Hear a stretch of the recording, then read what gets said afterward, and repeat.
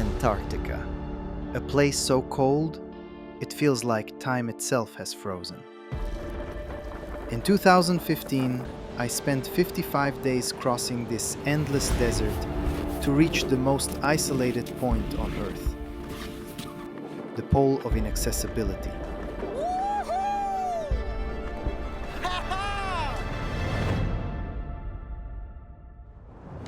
Temperatures dropped below minus 50 degrees Celsius. The wind cut through my clothes like knives. Most of the time, rescue is impossible there. No sound, no life, just me, chasing a point on a map that almost no human has ever seen.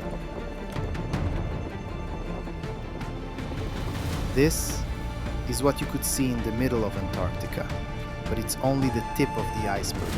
Stay with me till the end to know what's really hidden. There is a lot more than ice.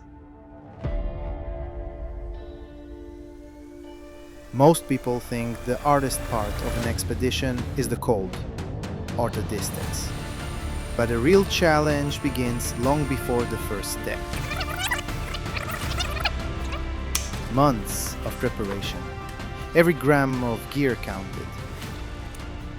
Every meal dehydrated, weighed and sealed.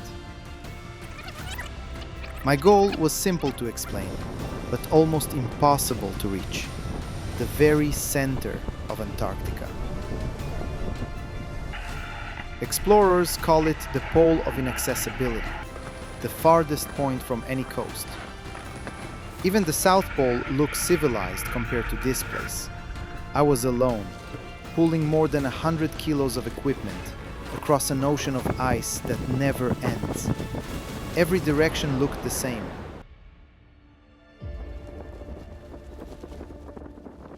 Just white, wind, and the sound of my own breath inside the mask.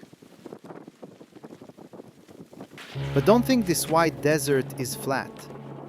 Every second, a monster strategist can rip your leg off. There's no sound in Antarctica.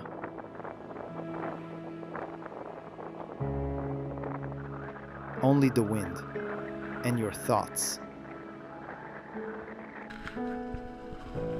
Every morning, I woke up inside a frozen cocoon. My sleeping bag was stiff with ice.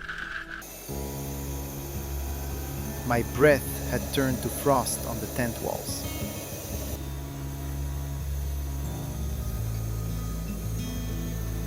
You learn to move slowly because one mistake can end the expedition.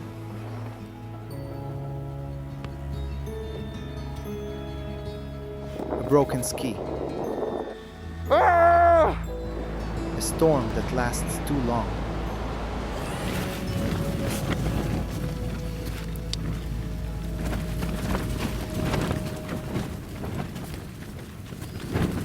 Some days I barely advanced 10 kilometers. The wind was too strong. The horizon, gone. My body was burning thousands of calories, but my rations were counted to the gram. You don't fight nature here, you negotiate with it. And sometimes she says no. After only 7 days, my sled cracked. It felt like a crevasse on my confidence. Is this kayak sled was the right gear for more than 1,000 kilometers of this crazy terrain? Stuck to a no-return point, I repaired with this tiny kit.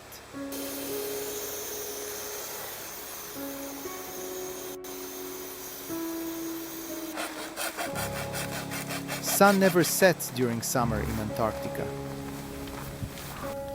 Then you're stuck in an endless day. Fighting, the cold, the distance, your fears, the void, the silence becomes your companion and your enemy.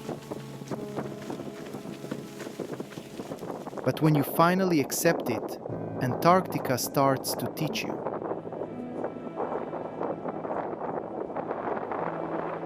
Less than 300 kilometers from the pole, my sled exploded on a sastrugi.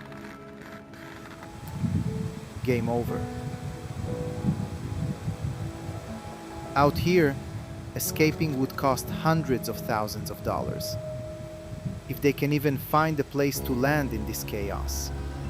Or you reach the temporary Russian resupply airstrip at latitude 83, 300 kilometers, with this stitched up piece of junk.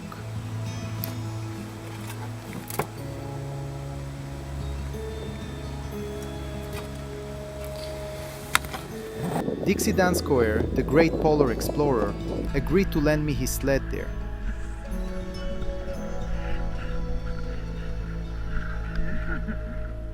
Nice to see you guys.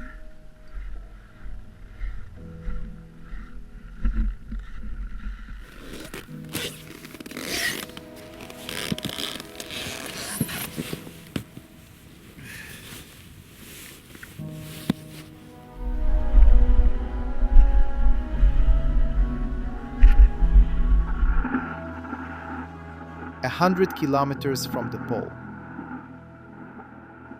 Nature said no. Again. The wind stopped blowing.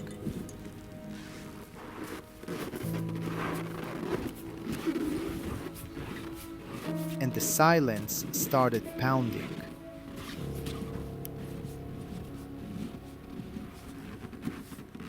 It took me 9 days to accept life, to understand what nature truly is. There was nothing to see, but everything to feel.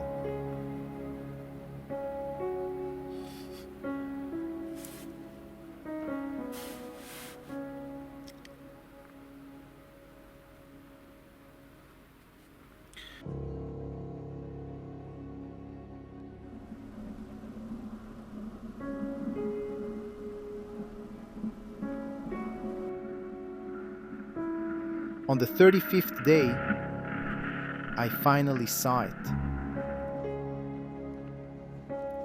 A small shadow on the horizon.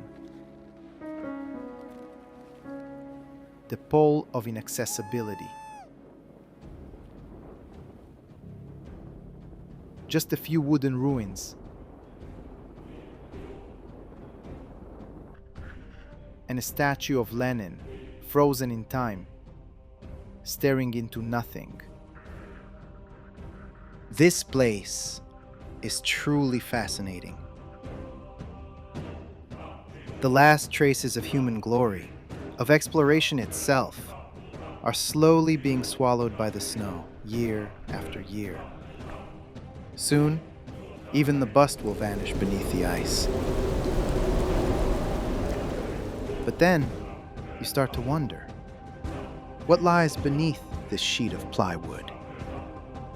Hidden under decades of frost, it conceals the remains of a drilling tower, left behind on December 14th, 1958, by the Third Soviet Antarctic Expedition. Almost half a century later, in 2006, a team of kite ski explorers dug through the snow and opened this very door. To their surprise, it wasn't the entrance they hoped for. It was only a service hatch, a narrow passage leading to control systems frozen in time. Yet just nearby, another door.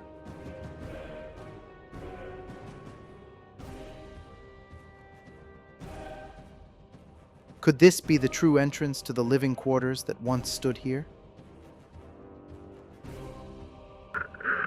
From this angle, look carefully. You can see the old antenna. A photo from the 1958 expedition suggests there might even be another hidden bunker nearby, sealed forever under layers of ice. And then, there's something else. Something even stranger. I came across in the middle of Antarctica. The summit of what appears to be a pyramid. You can see it here. When compared to what lies beneath the Lenin bust, It might be something far larger than we imagine. Buried roughly 20 centimeters deeper each year, these forgotten relics are slowly being erased, their stories fading into the white silence of Antarctica.